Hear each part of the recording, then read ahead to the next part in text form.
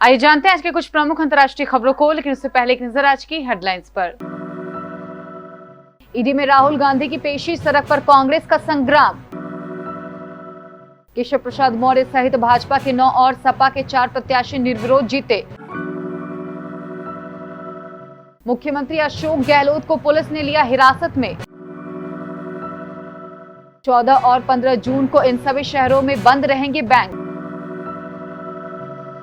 नुपुर शर्मा को कोलकाता पुलिस ने जारी किया नोटिस, 20 जून को पूछताछ के लिए बुलाया। प्रयागराज हिंसा में नया खुलासा, भारे पर भी आए थे उपद्रवी, नाश्ते पेट्रोल का था इंतजाम। पाकिस्तान और अन्य देशों से सुनियोजित तरीके से भड़काई आग, 60,000 से ज्यादा नॉन वेरीफाइड अकाउंट से किए गए भड़काऊ ट्वीट। यरूशलेम की अल अक्सा मस्जिद में हिंदुओं के खिलाफ नफरत भरा भाषण, पाकिस्तान से हमले की अपील। अनुष्का शर्मा ने अपनी वेकेशन की तस्वीरें की साझा। और मोबाइल पर आईपीएल अब यहां दिखेगा, 44,075 करोड़ में बिके टीवी और डिजिटल राइट।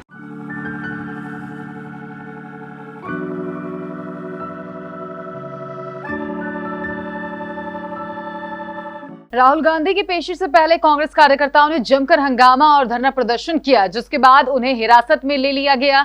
इसी बीच स्मृति ईरानी ने कांग्रेस पर जमकर निशाना साधा। दरअसल राहुल गांधी की ईडी दफ्तर में पेशी और कांग्रेस के हंगामे पर केंद्रीय मंत्री स्मृति ईरानी ने सोमवार को प्रेस कॉन्फ्रेंस की। वह बोली कि देश की राजधानी में भ्रष्टाचार के समर्थन में आंदोलन हो रहा है, जो जेल से बेल पर है, और उन्होंने अपने समर्थकों और नेताओं को आह्वान किया कि आओ दिल्ली को घेरें।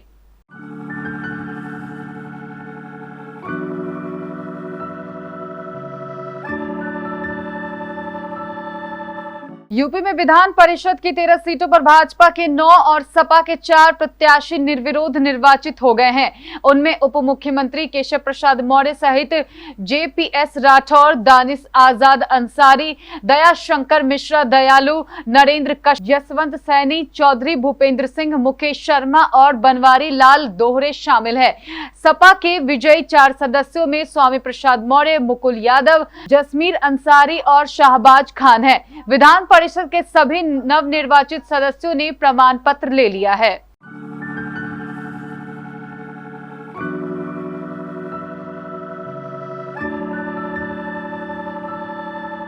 राजस्थान के मुख्यमंत्री अशोक गहलोत को हिरासत में कर लिया गया है। उनको दिल्ली पुलिस ने जबरन कब्जे में लिया और उनके बाद बस में डालकर अपने साथ ले गई। पुलिस ने अशोक गहलोत समेत कई अन्य नेताओं को भी हिरासत में किया है। इस घटनाक्रम के बाद सोशल मीडिया पर माहौल गर्म हो गया है। पूरा घटनाक्रम दिल्ली में हुआ है। सीएम समेत अन्य कई नेताओं ने दिल्ली पुलिस की इस जबरदस्ती पर सवाल खड़े किए हैं।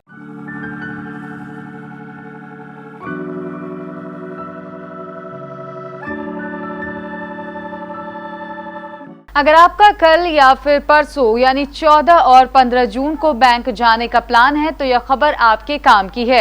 जून महीने में वैसे तो 12 दिन बैंकों की छुट्टियां हैं, लेकिन 14 और 15 जून को लगातार 2 दिन कई शहरों में बैंक बंद हैं। तो आप भी घर से निकलने से पहले बैंकिंग छुट्टियों की लिस्ट चेक कर लें। आरबीआई की ओर से बैंक की छुट्टियों की लिस्ट जारी की गई है, जिसमें 14 जून 2022 को ओडिशा, हिमाचल प्रदेश, चंडीगढ़, हरियाणा, पंजाब में बैंक बंद रहेंगे, जबकि 15 जून 2022 को ओडिशा, मिजोरम, जम्मू कश्मीर में बैंक बंद रहेंगे।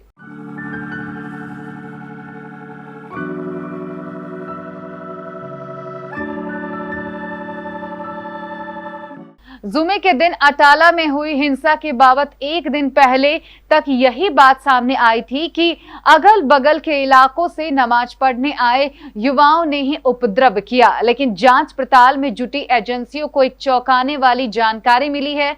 वह यह है कि अटाला में बवाल करने के लिए भाड़े पर भी उपद्रवियों को बुलाया गया था। इनके लिए न सिर्फ नाश्ते बल्कि पेट्रोल का भी इंतजाम किया गया था। यह जानकारी सामने आने के बाद मामले में बाहरी फंडिंग के एंगल पर भी जांच शुरू हो गई है।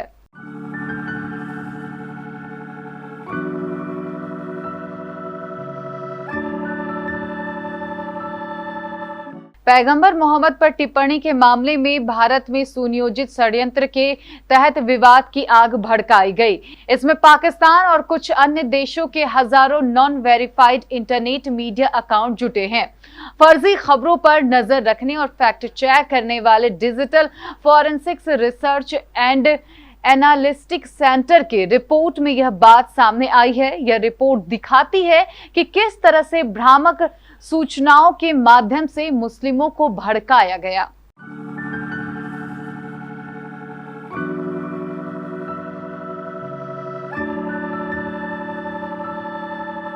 पैगंबर मोहम्मद पर विवादित टिप्पणियों को लेकर अब विरोध के सुर फिलिस्तीन से सुनाई दे रहे हैं। बीजेपी नेताओं की पैगंबर मोहम्मद पर टिप्पणी के विरोध में यरूशलेम की अल अक्सा मस्जिद पर 10 जून को हिंदू विरोधी रैली का आयोजन किया गया। The middle east media research institute की रिपोर्ट के मुताबिक अल अक्सा मस्जिद में रैली के दौरान फिलिस्तीन ने इस्लामिक स्कॉलर निधाल सियाम ने गायों की पूजा करने वाले हिंदुओं के खिलाफ जिहाद शुरू करने का आह्वान किया।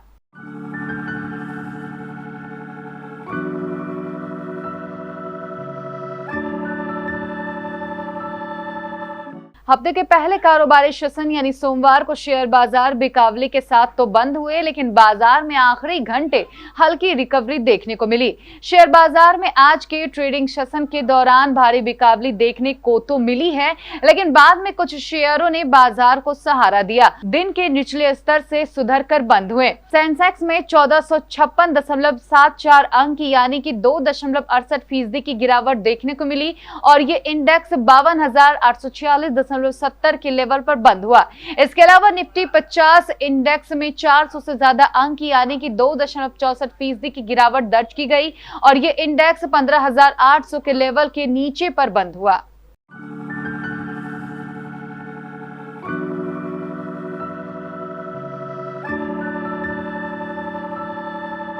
बॉलीवुड एक्ट्रेस अनुष्का शर्मा इन दिनों मालदीव में फैमिली के साथ छुट्टियां एंजॉय कर रही है। कुछ दिन पहले उन्होंने अपने पति विराट कोहली के साथ वेकेशन की एक प्यारी तस्वीर शेयर की थी। हाल ही में एक्ट्रेस ने इसी वेकेशन से अपनी कुछ फोटो शेयर की है, जिसमें वो बेहद खूबसूरत नजर आ रही है। अनुष्का की इन तस्वीरों को सोशल मीडिया पर काफी पसंद किया जा रहा है। दरअसल अनुष्का शर्मा ने मालदीव वेकेशन से अपनी सुपर सिजलिंग तस्वीरें शेयर की है। इन तस्वीरों ने इंटरनेट का पारा तो हाई कर ही दिया है, साथ ही फैंस के दिलों की धड़कनें भी बढ़ा दी है।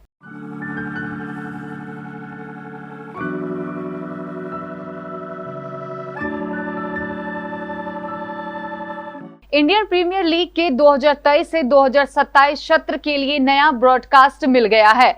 रिपोर्ट की माने तो आईपीएल के डिजिटल राइट्स जबकि टीवी का ब्रॉडकास्टर अलग होगा। दोनों राइट्स 44,075 करोड़ में बिके हैं। हालांकि भारतीय क्रिकेट कंट्रोल बोर्ड की ओर से कोई ऑफिशियल बयान जारी नहीं किया गया है।